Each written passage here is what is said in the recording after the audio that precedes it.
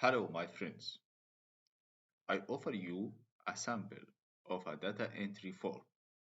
This data entry form is to use for your clients to edit their name and to add the date and time for their operations, then edit that platform or anything you need and take a quick look for their data here.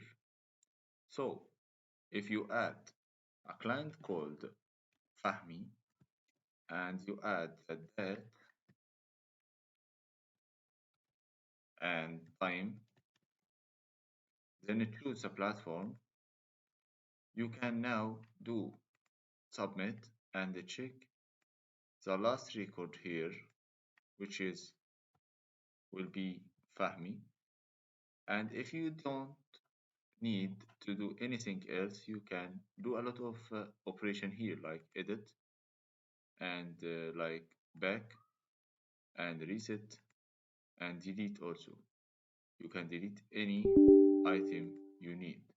And finally, if you want to back to Excel, just go to show data with your password here and you will get your record data here.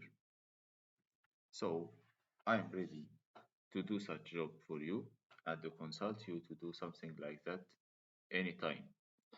My name is Mohammed Nabil, a Power BI developer and Excel developer with statistics and satisfied you is my target.